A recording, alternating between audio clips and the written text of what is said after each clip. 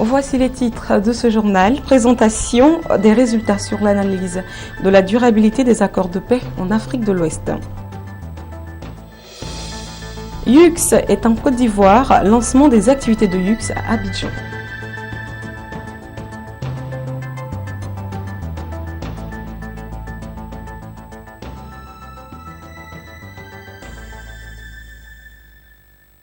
Mesdames, Mesdemoiselles et Messieurs, bonsoir. Bienvenue au journal de Business 24 Africa.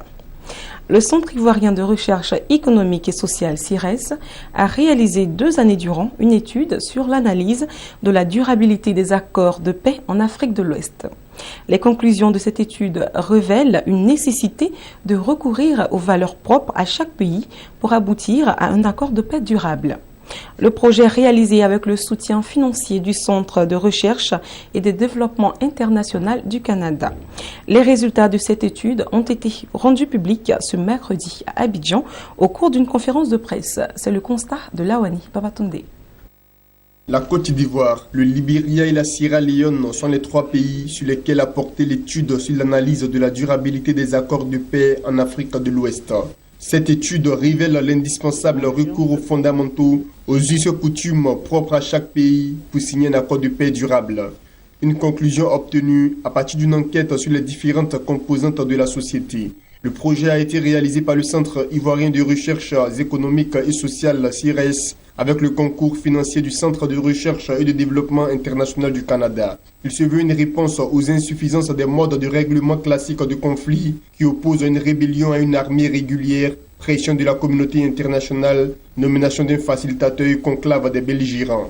Nous avons essayé, à notre modeste niveau, d'apporter une certaine compréhension à ce qui pourrait justifier pourquoi les accords de paix qui sont signés ne sont pas durables et chercher en interne, puiser dans nos us et coutumes les pratiques qui pourraient nous aider à arriver à des accords de paix durables, mais mieux à prévenir les conflits.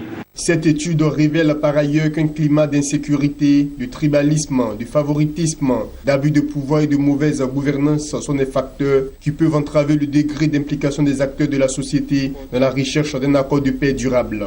Dans le cadre de l'exécution de ce projet de recherche, plusieurs activités, notamment le renforcement des capacités des acteurs gérant les conflits et l'organisation d'un séminaire international sur la gestion des accords de paix en Afrique, vont être menées en 2016. Le marché du luxe est en plein essor en Côte d'Ivoire avec l'arrivée de plusieurs marques et enseignes internationaux. Ce marché vient d'enregistrer un nouvel acteur, la maison YUX. Elle propose dans sa boutique à Abidjan des produits de haut de gamme en horlogerie et joaillerie. Yamoussou Thiam Bertod, la directrice générale de YUX, a animé un point de presse après le lancement officiel de cette maison. On l'écoute. La maison YUX, c'est le nouveau nom du luxe en Côte d'Ivoire. YUX, ce sont 80 mètres carrés dans la galerie marchande du Sofitel Hôtel Ivoire qui représentent des marques de luxe, la maison Cartier, la maison Piaget, la maison IWC, la maison Panerai et enfin la maison Poiret. Nous offrons aux Ivoiriens 2 nouvelles marques qui sont IWC et Panerai qui n'ont jamais été vendues en Côte d'Ivoire. Et enfin Cartier, Piaget et Poiret. Nous leur proposons de l'horlogerie, de la joaillerie, mais surtout nous avons envie de leur apprendre l'horlogerie. Parce que nous ne nous contenterons pas simplement de vendre des montres, nous expliquerons l'histoire de ces montres à chacun de nos clients. Chacun de nos clients sera traité comme un particulier, quelqu'un de précieux, quelqu'un à qui on a envie qu'il ressorte du magasin avec quelque chose de nouveau, qui aura appris quelque chose dans le magasin et qui reviendra très certainement. Je demande donc à tous les Ivoiriens de venir pendant les fêtes de Noël et les fêtes du Nouvel An visiter la maison YUX dans la galerie du Sofitel Hôtel Ivoire. Ils ne seront pas déçus. Sensibiliser à la culture de la paix en milieu scolaire, c'est le projet épousé par l'ONG MOCO Éducation et Développement, l'ONUCI et l'UNESCO. Le lancement de ce projet a eu lieu le mardi dernier au lycée municipal de Datékoubé.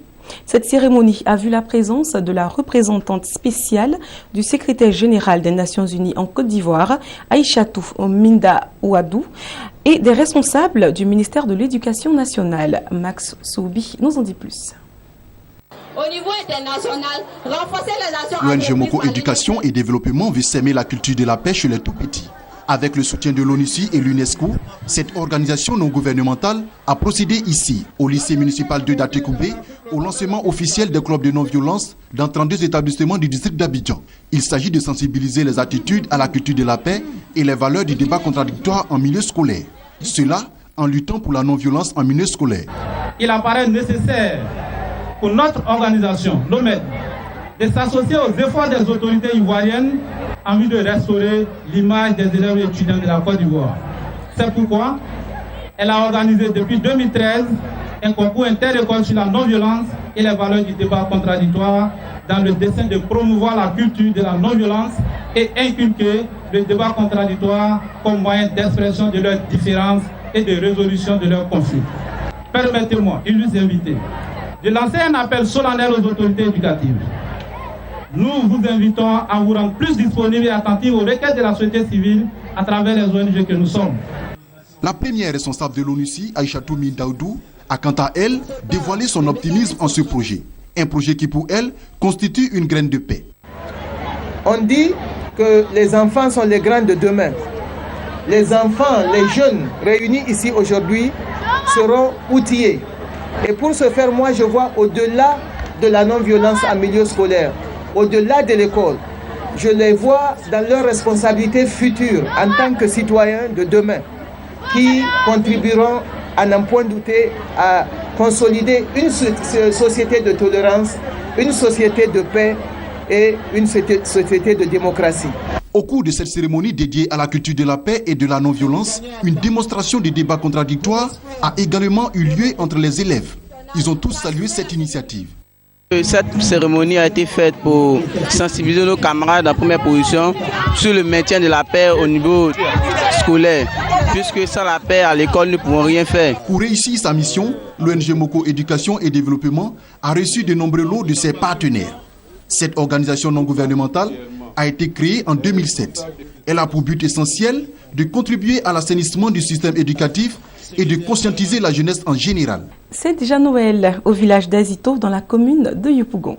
Ce jeudi, un arbre de Noël a été organisé au bénéfice des enfants du centre de protection de la petite enfance Djako Diomon d'Azito. 2 enfants âgés de 2 à 5 ans ont reçu des présents. L'arbre de Noël a été organisé par la centrale thermique d'Azito OEM. Un reportage signé Jean-Charles Sibahi et Max Soubi. Comme chaque année, c'est dans la faveur que les enfants du centre de protection de la petite enfance d'Azito accueillent le Père Noël.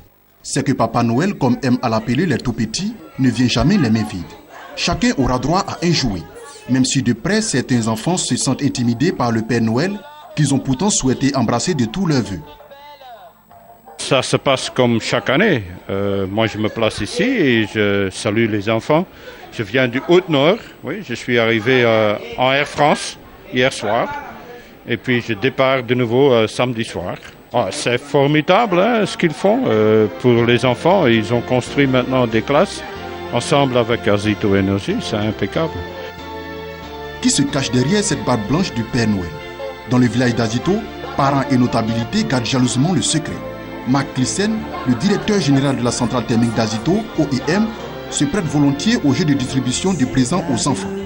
C'est que chaque année, la centrale thermique d'Azito, OEM, située dans le village, organise cette fête. Il s'agit pour elle de contribuer à l'épanouissement des enfants et de leur faire vivre la magie de Noël. Cette année, 200 enfants âgés de 2 à 5 ans en ont été bénéficiaires, au grand bonheur des parents et de la responsable du centre de protection de la petite enfance Djako Diomon d'Azito. Vous-même, vous le constatez, les enfants, les parents, les éducateurs, nous sommes tous dans la joie. Qui parle de Noël, parle de joie, de partage, de cadeaux.